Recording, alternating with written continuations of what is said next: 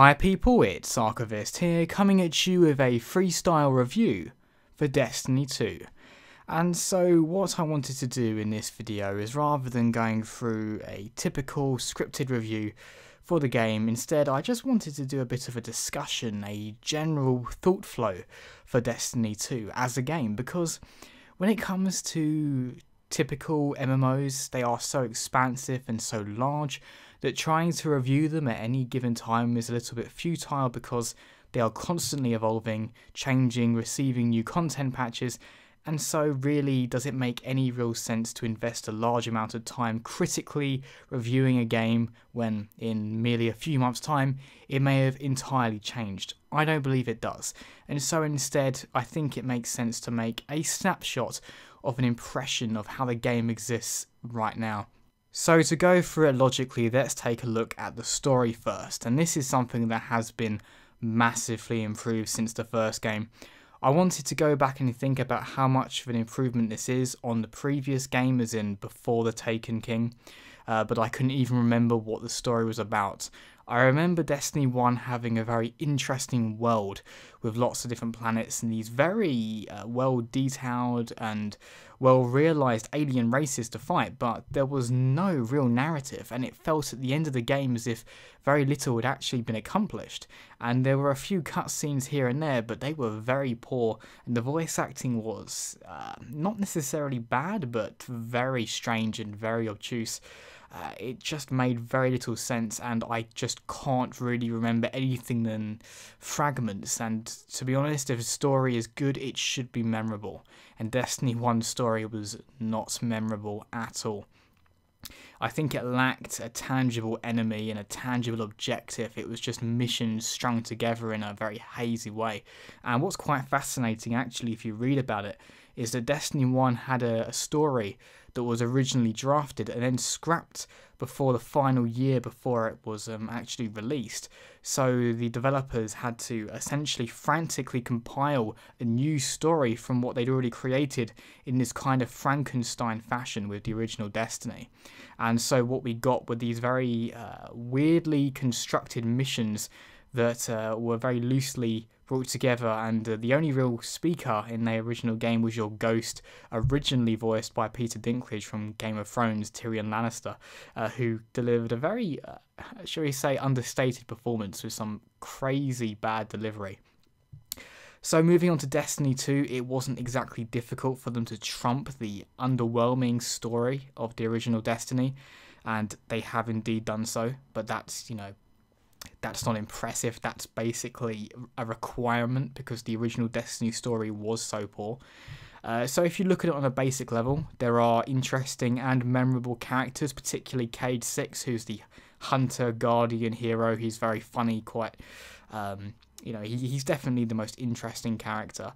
And there is a obvious villain this time round, and you have an obvious objective, and when you complete that objective at the end of the game, there is a very real impact on the game world, so you feel like that story meant something and you've achieved something, and now there's a lasting impact on the environment itself, and that is something that the original Destiny severely lacked.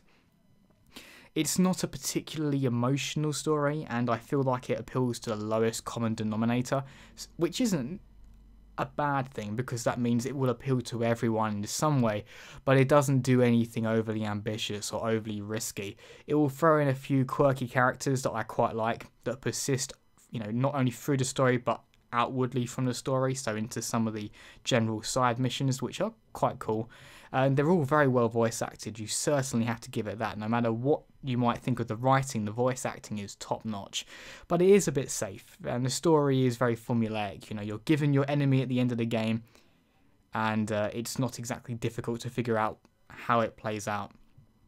It's more memorable, it's well paced, it's well structured, it's well thought out, but it just isn't risking anything. It's not exactly hitting any massive strides. There are games out there that have fantastic stories, and I've listed them before, like The Last of Us and BioShock Infinite, that we'll never forget, that had some truly amazing moments. There's nothing like that in Destiny 2. It's just a competent story. Big improvement over the original in that there is a story, but it is nothing to write home about and far from the selling point of this game. So that's what I'd say for the story. An improvement over the original, but not a fantastic narrative by any stretch of the imagination.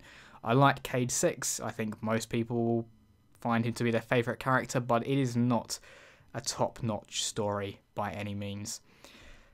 But the single player as a whole is very fun. It's very Diablo-esque, which might seem like a strange thing to say considering it's a shooter, but I get very similar vibes in that you have enemies that are mildly difficult to defeat and you just mow them down with whatever gun you've managed to collect.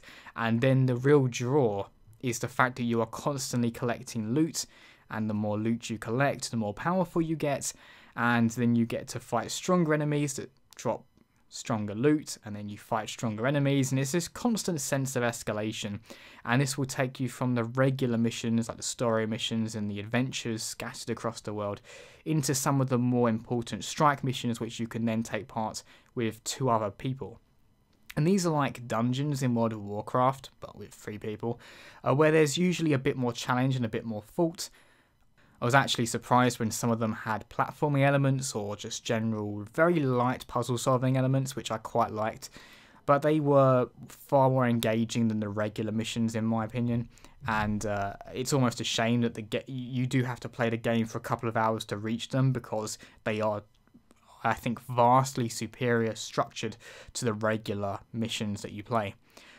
And that is ultimately what it is. This game is non-stop action in a very literal sense. You spend a lot of missions just mowing down waves and waves of enemies, but the auto-aim in this game, or should I say aim assist rather than auto-aim, is very generous. It is not difficult to pull off some very cool takedowns, and as a result you do go into a bit of a trance, if you will, when you're doing these missions.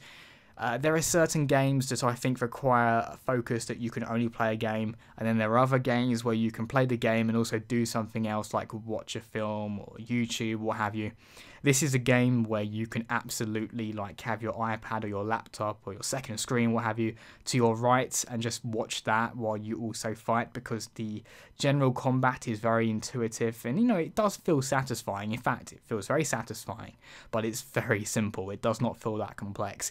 You've got some enemies that have maybe a shield that you have to shoot around, or small enemies that might be quite evasive. Some enemies that can project onto other enemies and give them a shield. So you've got some small moments where you have to inject a little bit of brain power into the fight. But generally speaking, you've got that shoot for the weak spot, kill them, mow some more enemies down. You know, it really is that Diablo idea of just mowing down enemies after enemies. And it's actually something that's quite unique to shooters, because shooters can approach their way of actually fighting the enemy in a few different ways. So in a game like Doom, it's quite similar to this, in that you're not really advised to take cover that much. It's more you need to be aggressive and just take down as many enemies as you can. And Doom, it's very satisfying in that you get these cool takedowns and it's quite violent, which many people find inherently satisfying in combat. With Destiny, it's more that you're taking down quite impressive looking enemies some of the time, and also that constant sense of reward. You know, whenever an enemy drops loot, you've achieved something and you can make yourself more powerful.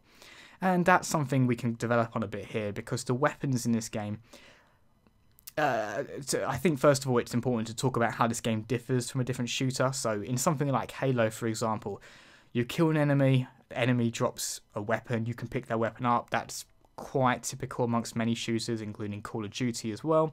In this, that's not the case. Because it's a stringent loot system, you only gain new weapons when an enemy drops them randomly, or you gain it from a quest, or you buy it with your glimmer.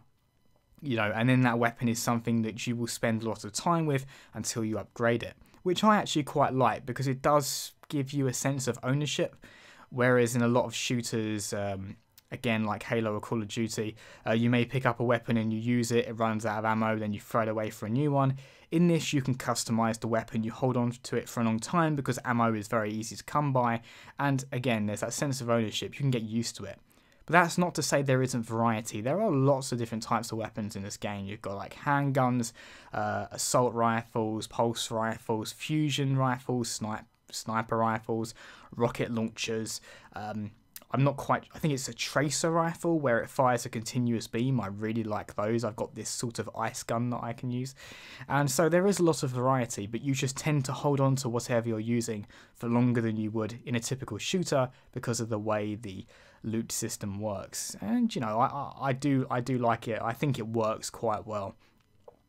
The combat is inherently satisfying. If it wasn't, this game would not work because you are shooting a lot of the time. I mean, this game really focuses on the combat. It's a big deal. Whenever something even remotely cinematic happens, like when you see an NPC do something other than evade or jump or shoot, it's a shock because it's so rare. It's a real formulaic game where there is a strong focus on combat, and I think that will appeal to people who do just really love action, and that's a fair thing to say. You know, you've got games like Uncharted where they balance the combat with cinematic movement.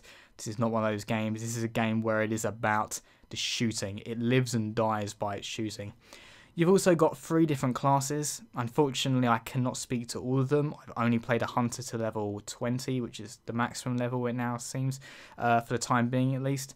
And within that class you have subclasses, so that can affect your abilities. So you can throw grenades that are slightly different, you can have a slightly different ultimate attack. So again, for the hunter, one of my abilities allows me to fire a golden gun, which does really high damage. One of them is a staff, which can send forward shockwaves, which can obliterate most enemies in a single hit. Well, I should say weaker enemies, not stronger enemies. And then there's the bow and arrow, which shoots this void arrow, and then it hits the target for high damage, and then continues to do more damage after that. It's quite nice. And really that pulls us into the multiplayer, because the multiplayer, I am going to criticise a little bit here. For a few reasons, and this may be the most controversial criticism I make of the game, because in terms of the competitive multiplayer, I am not at all blown away by what this game offers. It's very vanilla, very generic, other than what's already available to you in the combat, like your class-based abilities. There isn't a lot of dynamism. Considering I've been playing a lot of Titanfall 2, which has really fantastic movement, and a lot of Overwatch, which has fantastic team dynamics, this seems to offer very little in the way of that. In terms of the general match, which may be picking up, you know, it's kind of like kill confirmed. I forget the actual game mode names, but you've got your typical capture and hold the zones, you've got your typical team deathmatch, you've got your typical kill confirmed mode. Generally speaking, it doesn't feel like a unique experience at all. I feel like I'm playing a Call of Duty game or a Halo game. The only real dynamic I find in combat is the ability to use your ultimate attack, which can allow you to then go on a bit of a kill streak if you use it correctly, and the fact that heavy ammo will only spawn periodically, so you can only use your rocket launcher, your sniper, your fusion rifle when the game mode dictates, and if you manage to find the ammo package yourself. But on the whole, I was not blown away by it. I don't see myself investing much time into the Crucible, which is what the competitive multiplayer is called. It's just, it doesn't seem to offer anything different. If, for example, you're someone who has never played a shooter before, and I'm sure there are people out there who are playing Destiny 2 as maybe their first shooter or one of their first shooters, then the multiplayer is absolutely fine. In fact, it's very refined and it's very polished. But if you're like me, you play a fair number of online shooters, you might be saying to yourself that Destiny 2 just doesn't offer a great deal in terms of its competitive. Like, it's not a game that if I said to myself one day I want to go home and I want to play some online competitive multiplayer, I'm going to play Destiny.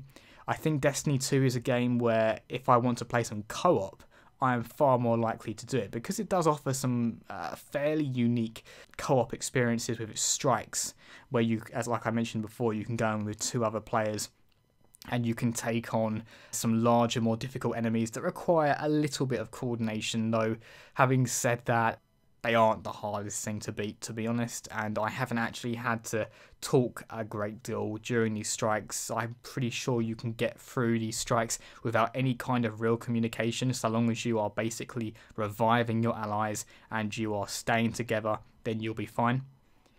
But yeah, the competitive stuff, it's not bad. It is not bad. Do not think that's what I'm saying. It's just, in my opinion, it's uninspired. They really needed to throw some wild card into it to make it different from like a Call of Duty or a Halo game. You know, so many shooters now are coming out with these unique aspects. Even something like Lawbreakers, it's got the anti-gravity aspect. It's not the biggest game on the market, but it has something. Overwatch has its massive cast of characters. Halo has its vehicle combat. Battlefield has its massive battles. Call of Duty, you know, it's got its kill streaks at least. Destiny 2 doesn't have much that makes it stand out. You can't even really say its class abilities do, because that's something that it has existed in Call of Duty games for a while now. So that's one thing that I have to criticise.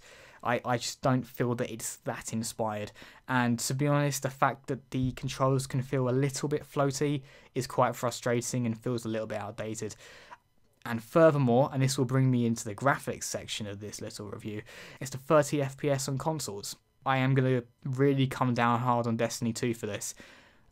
I understand there are technical limitations, and I understand that creating a persistent world with lots of players is a very difficult thing to do on consoles that have very restrictive CPUs. For anyone who isn't aware, the Xbox One, the PlayStation 4, the PlayStation 4 Pro, they all have very weak CPUs, but fantastic GPUs. So while they can make games like Uncharted Lost Legacy, which are absolutely gorgeous, for certain types of games they don't do so well, and so that's why we have this 30 FPS. But at the same time, on the PS4 Pro, for example, it's got I believe it's a dynamic 4K resolution using checkerboarding, so it's got a decent amount of image quality. There's barely any aliasing that I can see, but there are certain genres where 30 FPS is fine, really. Any game where it's not particularly action orientated, but in a first person shooter, 30 FPS is borderline detrimental, because not only does it affect the presentation of the game, it also affects the gameplay itself. It just doesn't feel as responsive. You know, anyone who's played 30 FPS and then 60 FPS will say that the game feels laggy and unresponsive. And again, you know, in a game like, I'd even say Crash Bandicoot The Insane Trilogy, I didn't really mind it because it's a fixed camera, so you don't notice it as much. It's blatantly 30 FPS, but it's not taking away from the experience. Considering how many console FPSs there are now that run at 60 FPS at maybe a slightly lower resolution, playing Destiny 2 at 30 FPS feels borderline antiquated now. I really wish that concessions had been made to get it to 60 FPS, because playing it at 30 FPS it's not great in my opinion. I understand there are people who have no issue with 30 FPS, and I will say this, it is a consistent 30 FPS, and that is something worth giving props to the developers for. I'm a firm believer that it's more important to have a consistent frame rate than a high frame rate, so I wouldn't have liked it if, for example, the game was jumping between 30 and 50. I prefer it to be 30, but for first-person shooters, particularly in a competitive environment, it is transformative to play it at 60 FPS.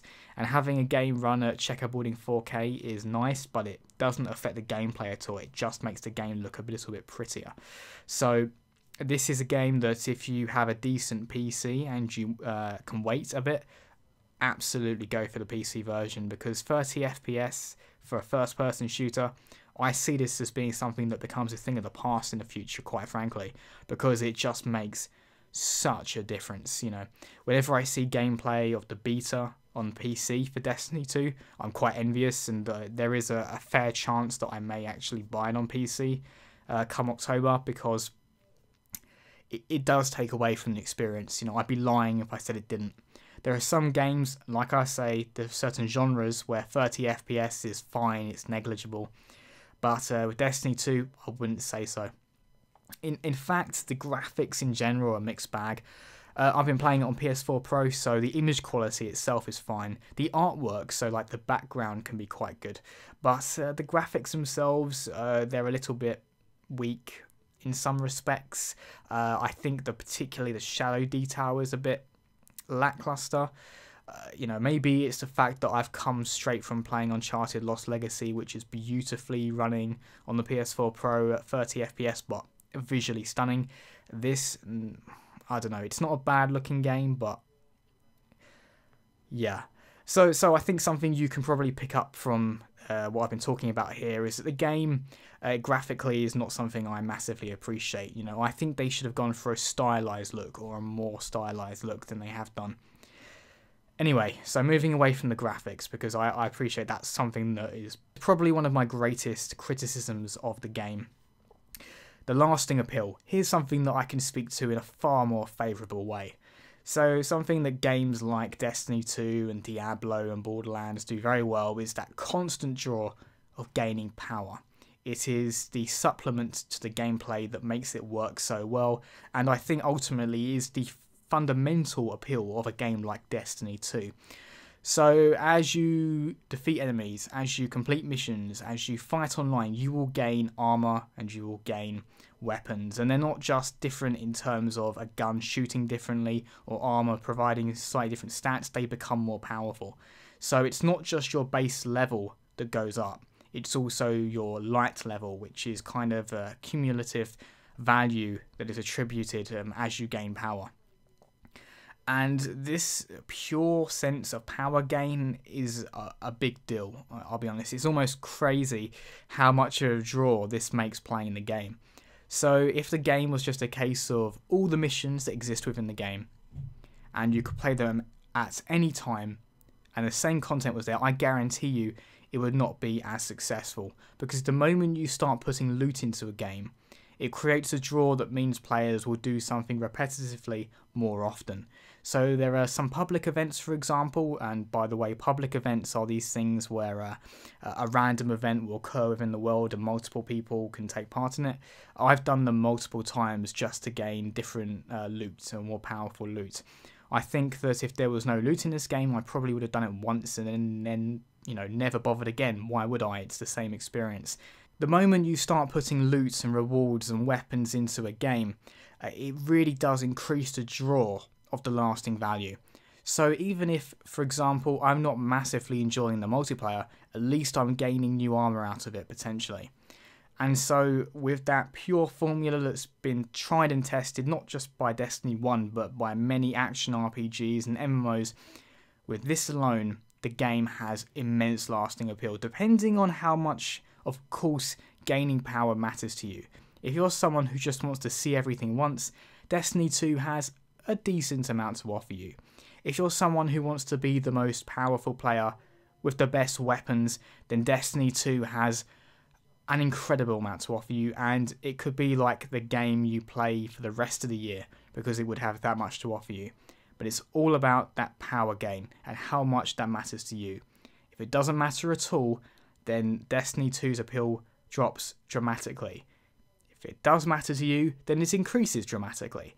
To me, I do like it, and therefore I see myself playing a lot more of Destiny 2.